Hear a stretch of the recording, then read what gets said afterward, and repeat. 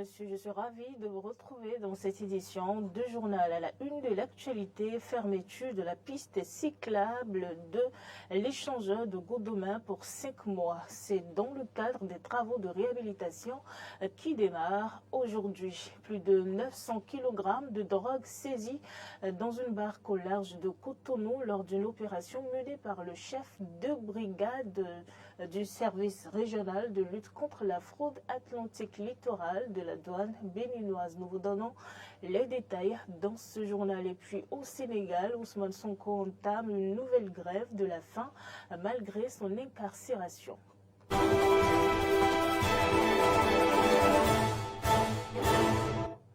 Vous faites bien, madame, monsieur, de toujours préférer Eden TV pour vous informer. Une opération menée le mardi 10 octobre 2023 par les agents du service de lutte contre la fraude atlantique littorale a permis de mettre la main sur une importante quantité de drogue cachée dans une barque au large de Cotonou. Selon les informations du journal Banuto, 1804 boules de cannabis de poids total de 931,6 kg ont été saisis lors de la dite opération.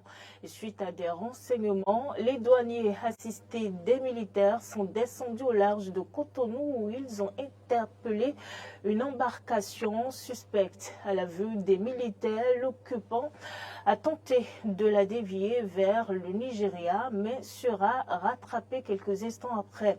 L'analyse des colis saisis effectuée par l'OCERTID a permis de confirmer qu'il s'agit bien sûr de cannabis. Le Conseil des ministres s'est réuni hier, mercredi, en présence du président de la République, Patrice Talon. Évidemment, plusieurs décisions ont été prises dans l'adoption de la politique nationale de développement de la microfinance 2023-2027. Suivons ici le compte rendu du secrétaire général adjoint et porte-parole du gouvernement. Au chapitre des mesures normatives. Au titre de ces mesures, ont été adoptés les décrets portant attribution, organisation et fonctionnement de la Commission nationale d'études des équivalences de diplômes, mise en place du comité ad hoc de mise en œuvre des réformes dans le sous-secteur de l'enseignement supérieur. Au chapitre des communications, en point 1, adoption de la politique nationale de développement de la microfinance 2023-2027. Le précédent document de politique est arrivé à terme et il importe de doter le ministère en charge de la microfinance d'un nouveau document de référence pour le sous-secteur qui soit en cohérence avec les orientations stratégiques et le programme d'action du gouvernement. Élaboré suivant une approche participative ayant regroupé tous les acteurs impliqués, la présente politique postule qu'à l'horizon 2027, le Bénin dispose d'un secteur de microfinance assaini, professionnel, novateur, inclusif et responsable qui contribue efficacement à l'accès durable de l'ensemble de la population aux services financiers diversifiés. En point 2, contractualisation avec des centres spécialisés pour la formation des artisans dans le cadre du projet Assurance pour le renforcement du capital humain ARCHE, volet formation. La mise en œuvre du volet formation de ce projet par l'Agence nationale de protection sociale a connu des difficultés en raison de l'insuffisance de locaux et d'équipements des centres de formation, ainsi que du faible niveau de qualification des experts métiers et formateurs dans les métiers artisanaux retenus. De ce fait, les renforcements de capacités qui ont déjà eu lieu ont pris en compte moins de bénéficiaires que prévu. Plusieurs missions d'expertise déployées sur l'ensemble du territoire national ont permis d'inventorier les infrastructures et compétences techniques potentielles disponibles, publiques comme privées, afin d'élaborer une base de données de centres de formation de référence ayant la capacité d'assurer la formation des artisans et artisanes béninois dans les domaines suivants: énergie photovoltaïque, froid et climatisation, aménagement paysager et jardinerie, pâtisserie, boulangerie, transformation agroalimentaire ainsi que transformation de produits laitiers. En point 3, approbation des résultats du test et des entretiens individuels organisés dans le cadre de la 4e campagne d'inscription au fichier national d'admission et de nomination de cadres aux emplois de la chaîne des dépenses publiques. En point 4, acquisition de divers équipements motorisés au profit du groupement national de sapeurs-pompiers. En vue de renforcer les moyens d'intervention de cette unité, le Conseil des ministres avait, en sa séance du 15 mars 2023, validé l'acquisition d'un premier lot d'équipements divers. C'est pour accroître ses capacités opérationnelles à travers la modernisation progressive et l'extension de son maillage territorial qu'une nouvelle vague d'acquisition est autorisée. Le ministère de la décentralisation a servi de cadre hier pour une cérémonie de remise officielle de véhicules au préfet des départements. Le geste cadre avec le programme d'action du gouvernement et va permettre d'équiper les préfets en moyens roulants. Arthur Ado a suivi de bout en bout la cérémonie de remise de clés des véhicules. Suivons ici son compte rendu. La clé du véhicule destinée à la préfecture d'Alada au préfet de l'Atlantique. Tout comme le préfet de l'Atlantique, 11 autres préfets des autres départements ont aussi reçu le véhicule flambant neuf des mains de Raphaël Akoteyon, ministre de la décentralisation et de la gouvernance locale. Ceux-ci entrent en ligne de mire avec le programme d'action du gouvernement et visent à équiper les préfectures. Nous sommes ici, disons, dans le cadre d'un événement heureux, mais ordinaire, parce que prévu au PAG, comme vous savez, le programme de réhabilitation et d'équipement des préfectures. Cela se fait par vagues et progressivement. Donc aujourd'hui, nous avons l'honneur de vous remettre quelques véhicules pour vous appuyer dans votre rôle de tutelle, et surtout en matière d'assistance, conseil aux communes, dans le contexte que vous connaissez, marqué par, disons, la réforme structurelle du secteur de la décentralisation. Le ministre va ensuite prodiguer des conseils au préfet et par la suite indiquer ce qu'il faut faire en cas de panne mécanique. Je vous exhorterai à en faire bon usage, à utiliser ces matériels en bon père de famille et en matière d'entretien et de maintenance. Comme vous savez, c'est l'Agence pour la gestion de la logistique des officiels, AGLO, qui est chargée de planifier la mise à disposition de ces matériels et de suivre aussi leur entretien et maintenance.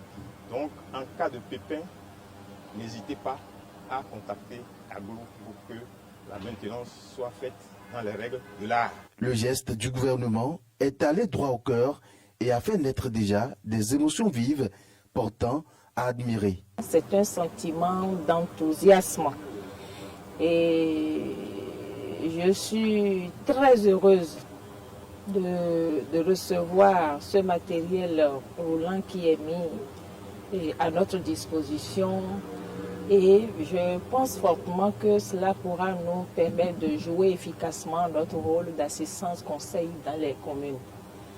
Les problèmes de déplacement sont en train d'être amoindris et c'est le lieu de remercier le gouvernement de son Excellence le Président Patrice Talon et tous les membres du gouvernement en général et en particulier le ministre de la décentralisation.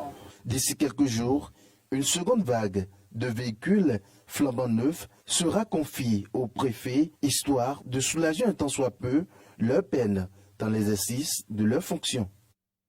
Autre information dans ce journal, je vous l'annonçais dans les titres, la piste cyclable de l'échangeur de Godomain sera inaccessible pour 5 mois à compter de ce jeudi 19 octobre pour travaux de réhabilitation. Selon les informations communiquées par la police républicaine, la piste cyclable actuellement présente sur cette bretelle sera inaccessible pendant toute la durée des travaux. Les cyclistes devront donc emprunter exceptionnellement la grande chaussée en respectant bien évidemment les règles de sécurité routière. Ces travaux de réhabilitation ont pour objectif d'améliorer la qualité de l'infrastructure et de garantir une meilleure fluidité du trafic dans cette zone stratégique. Et justement, parlant de cette réhabilitation, il y a quelques mois seulement, l'état de cette voie était assez désastreux. Retour à présent sur les paramètres ayant conduit à la prise de cette décision avec Arthur Indo. 15h35. Nous sommes ici à Godomè, sur la traversée de l'échangeur, prenant par la piste cyclable. Ici, l'on s'adonne à ce que l'on juge utile. On profite du bon vent qui circule sous l'échangeur. On expose ses petits fesses à un tonton curieux qui observe tout de près, pendant que d'autres préfèrent vaquer à des occupations en résolvant une équation très difficile à résoudre sur un tronçon pénible. C'est vraiment impraticable. Et ça fait déjà, je dirais même des années que la voie est ici. Elle est dégradée, elle n'est pas dans un bon état piteux. Vraiment, on devait faire appel, c'est pas une société de la place dans notre pays pour arranger ça.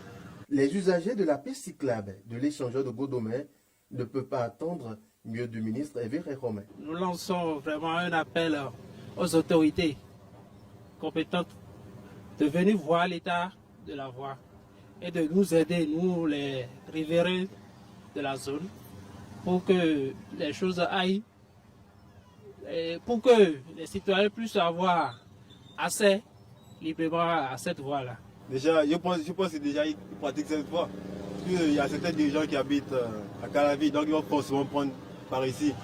Et non, ils doivent constater que la route n'est pas en bon état. Piste dégradée, pavée affaissée. Au guidon, les usagers roulent tantôt à droite, tantôt à gauche, pour éviter les nids de poules et les bosses. Jusqu'à quand vont-ils vivre ce calvaire? Nous comptons quand même sur la promptitude du gouvernement pour sauver les populations. Et justement, le gouvernement qui a déjà réagi et à partir d'aujourd'hui, les travaux de réhabilitation sur cette piste cyclable de l'échangeur de Godomè démarrent. Carnet noir dans ce journal d'essai de Bertin Calais Achidi, précédemment conseiller technique à la sécurité du chef de l'État de Patrice Talon. Le colonel de l'ex-gendarmerie nationale à la retraite est décédé en France durant la nuit du samedi 14 au dimanche 15 octobre 2023. Bertin Calais Achidi a été nommé conseiller technique à la sécurité par décret le 17 mai 2016 et il a apporté une contribution inestimable dans ce rôle. Son expertise et son expérience ont été mises à profit lors de nombreuses missions internationales sous l'égide des Nations Unies, notamment en Libye, au Mali, en Haïti, au Kosovo et bien d'autres pays. Ce décès est une perte immense pour le président Talon et pour l'ensemble du pays. La collaboration étroite entre le chef de l'État et son conseiller technique à la sécurité a grandement contribué à la stabilité et à la sécurité du Bénin. Notre groupe de presse Eden TV, Diaspora FM présente donc ses condoléances aux familles du défunt et au chef de l'État, Patrice Talon. La communauté des Tchadiens au Bénin a achevé hier le processus de révision des listes électorales des ressortissants de ce pays au Bénin après 11 jours d'activité. La cérémonie qui a consacré la fin de l'opération s'est déroulée dans les locaux du consulat du Tchad au Bénin. Elle a été présidée par la ministre de l'Éducation et de la Promotion civique, chef de mission de la commission chargée de l'organisation du référendum constitutionnel au Bénin. On fait le point avec Clémence Tonoucoin. La diaspora tchadienne au Bénin est prête pour les prochaines joutes électorales, à commencer par le référendum constitutionnel. C'est le résultat de l'opération de révision des listes électorales biométriques des Tchadiens résidant au Bénin, lancée le 7 octobre 2023. Au terme de la mission conduite par la commission chargée de l'organisation du référendum constitutionnel CONOREC, la satisfaction est totale. Après 11 jours d'intenses activités au terme de notre mission, ma satisfaction est totale. L'émotion est vive et la joie est totale parce qu'il faut le reconnaître, la mobilisation a été très forte. Et cela va à l'actif du bureau exécutif de la communauté tchadienne au Bénin, qui a fait une très forte communication. Le constat est que la mission s'est bien déroulée dans l'ensemble. Durant toute la période d'enrôlement, il n'y a pas eu de difficultés majeures. Et la colonie tchadienne au Bénin s'est mobilisée pour venir se faire enrôler. Et nous vous remercions sincèrement. Nous sommes arrivés à un résultat qui est très, je pense, très excellent parce que nous avons dépassé les 100%. Les années passées, nous étions arrivés à recenser 500 personnes, 500 Tchadiens résidant au Bénin. Mais cette année, nous sommes allés au-delà de 500. C'est pourquoi je dis nous sommes à plus de 100%. Donc, il y a lieu de vous féliciter. Un autre motif de satisfaction, c'est l'ambiance de travail qui a séduit non seulement la chef de mission de la CONAREC au Bénin, mais aussi les autorités tchadiennes au pays. Je suis vraiment très émue parce que nous avons travaillé dans un climat de paix, dans un climat de joie. Et je vais partager effectivement la réaction de la hiérarchie avec vous. On m'a dit, mais Madame la ministre, est-ce qu'au Bénin, vous n'avez pas de soucis? J'ai dit, on n'a pas de soucis. Est-ce que les appareils ne sont pas tombés en panne? J'ai dit, aucun appareil. Vous n'avez pas de difficultés. On dit, vraiment, vous êtes un peuple particulier. Et ça, je pense que Dieu est avec nous. Si Dieu n'est pas avec nous, nous n'allons pas également bien finir. À présent que les Tchadiens résidant au Bénin sont en possession de leur carte biométrique, le président de la communauté tchadienne au Bénin ainsi que le consul général du Tchad au Bénin invitent à une forte mobilisation pour les différentes échéances électorales à venir, à commencer par le référendum constitutionnel prévu le 17 décembre 2023. Je vous invite à faire le combat de participer à tous les défis électoraux. Votre participation, votre décision à travers les urnes est capitale pour faire renaître notre très chère patrie, le Tchad, dans la paix et la cohésion, afin d'amorcer son réel développement dans l'intérêt de tous. Pour les échéances électorales, je souhaite que c'est le même dynamisme que vous gardiez, pour qu'on puisse vraiment avoir un bon record, et même dans la sous-région de l'Afrique de l'Ouest. Le travail et le dynamisme des membres de la CONAREC ont été reconnus à travers une attestation de reconnaissance décernée à chacun d'eux. Avant de mettre un terme à ce journal, l'opposant sénégalais Ousmane Sonko, détenu depuis fin juillet sous divers chefs d'inculpation dont appel à l'insurrection, a annoncé cette semaine reprendre sa grève de la faim qu'il avait arrêtée début septembre. Sonko rappelle le droit constitutionnel à la résistance et souligne que dans leur situation actuelle, ils ne peuvent utiliser que les moyens de résistance qui leur sont permis. C'est pourquoi il décide de reprendre sa grève de la faim qui vise également à protester contre sa propre détention arbitraire et électoraliste ainsi que celle de certaines de compatriotes et à exiger la libération immédiate. Ousmane Sonko, candidat déclaré à la présidentielle de février, est au cœur d'un feuilleton judiciaire qui se tient dans le pays depuis un certain temps. Et c'est la fin de ce journal. Merci Madame, Monsieur de nous avoir suivis. Bonne suite de programme en la compagnie d'Eden TV.